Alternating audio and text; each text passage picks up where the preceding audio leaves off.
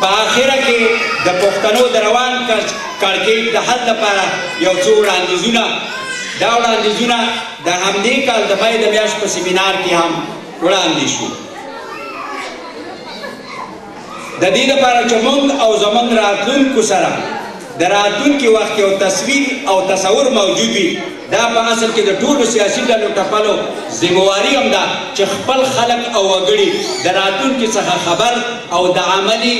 لارو ښودنه ورته وکړي موږ هم په دې ګوندي چوکاټ کې دا ذمهواري لرو چې بعضې څیزونه خپلو خلکو ته وړاندې کړو د غمیزي د حل په تړاو وړاندیزونه لومړی موږ د افغانستان او پاکستان له حکومتونو همدارنګه په سیمه کې د میشتو نړیوالو قوتونو څخه په کلکه غوښتنه کوو چې نور په سیمه کې د پښتون وژنې او ولس وژنې څخه چې په هر نوم سرته رسیږي لاس واخلي د جګړې پر ځای د جګړې د ټولو خواو سره د سولې او سیاسي تفاهم په یو ګډ سیاسي میکانیزم کار پیل شي دویم د ډیورند د کرښې دواړو غاړو ته د پښتون قام څخه یو باصلاحیته قومي دودیزه جرګه راوبلل شي تر څو په جګړه کې د ښکېلو خواو ترمنځ د پخلاینې او سیاسي تفاهم لپاره لاره هواره کړي او د دې ترڅنګ په خپله سیمه کې د موجوده ستونزو د حل لپاره مناسبې لارې چارې ولټوي درېیم د افغانستان او پاکستان په حکومتونو کې هغه سیاسي او جنګي ډلې چې تر اوسه پورې په زرګونو سیاسي او ملي پښتانه مشران او ولسي وګړي په بېلابېلو نومونو وژلي بې عزت او سپک کړي او د پښتنو نړیوالو ځواکونو ترمنځ د دښمنۍ فضا رامنځته کړې ده د حکومتي چارو څخه وویستل شي څلورم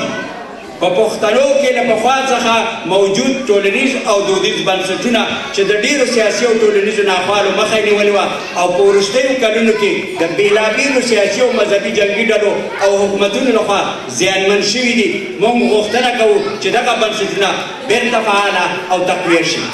پنځم زموږ پام د ډیورند د کرښې دواړو خواو ته د پښتون ملت اقتصادي بېرته پاتېوالی څخه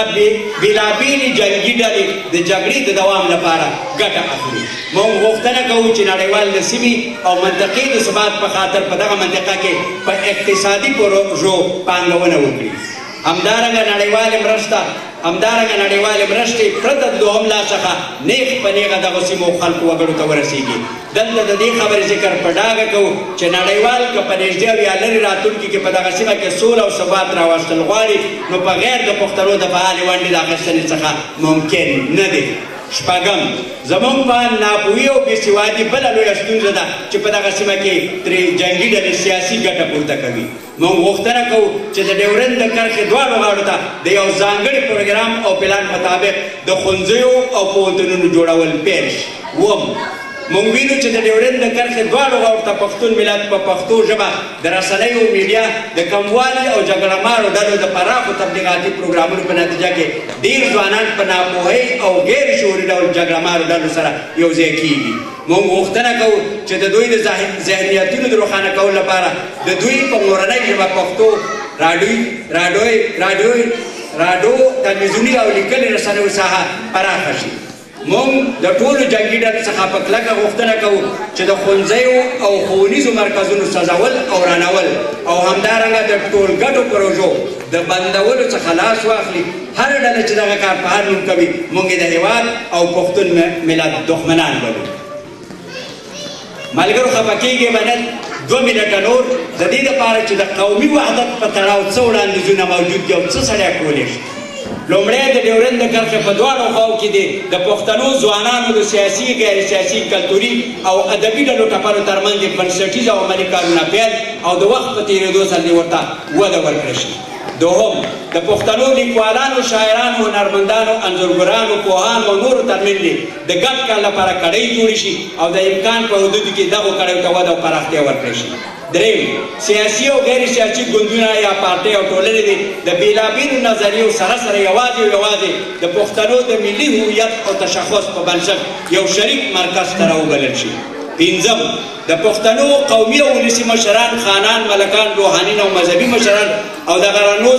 دغه راز نور منورین دي د ولس د بنیادي ذمهوارۍ او ګټو په پام کې ساتلو سره چې د دوی هم د همدغه ولس خلک دي او په ولس کې فعال رول لوبوي دې ته وهڅول شي چې د پښتون د ملي تشخص او هویت په مرکز نه یوازې دا چې ونډه واخلي بلکې د دغه هویت او تشخص په ټینګېدو او پیاوړي کېدو کې نه ستومانه کېدونکې هلې ځلې وکړي. شپږم پښتو ژبې ته د یو بنیادي عنصر په توګه پاملرنه وشي. دا خبره دې بیا بیا روښانه او څرګنده شي چې که د یو ولس څخه ژبه واخیستل شوه نو د خپل ملي تشخص داسې یو څه ترې واخیستل شو چې له هغې پرته یو ولس خپل ټول هویت او تشخص د لاسه ورکوي. هڅه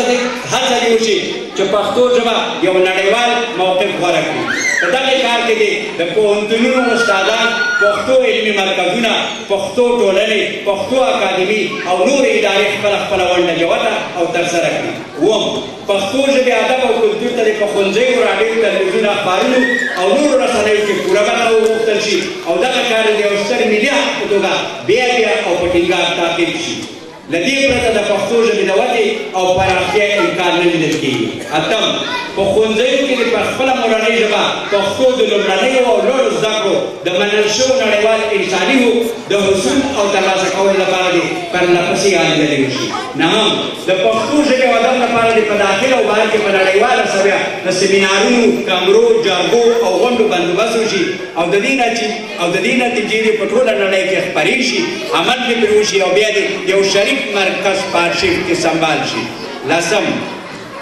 د مرکزي او سویلي اشیا په پراخه سیمه کې د پښتو ژبې ادب او کلتور لپاره نوي اړیکې ټینګې شي او په شریکه د پښتو ژبه ادب او کلتور هغه ځای ته ورسوي چې د مرکزي اشیا د ولسونو په ژبو کې د پښتو کوم مقام دی. 11 پښتانه ځوانان او روشنفکران به د 20مې پېړۍ په پیلامه کې د یو ژوندي او مېړني قوم په حیث په مرکزي او سویلي ایشیا کې د راتلونکي وخت د ژوندي پاتې کېدو لپاره د یو نوي سیاسي پلان او پروګرام ابتکار په لاس کې واخلي. که چیرې پښتنو د وخت حساسیت در نه کړ او یوه همغږي، اتفاق، یووالی او تبلیغاتي ګډ یو مرکز یې رامنځته نه کړ، نو لکه څنګه چې 20مه پېړۍ په دوی په تیاره کې تېره شوه نو 21مه پېړۍ به هم په دوی په تیاره کې تېره شي او دا به د یو ژوندي او مېړني قوم د رسالت پر ځای کېدل نه وي. د توجه او اورېدو او حوصلې څخه مو یوه دنیا مننه. روغ جوړ او خوشحاله اوسئ.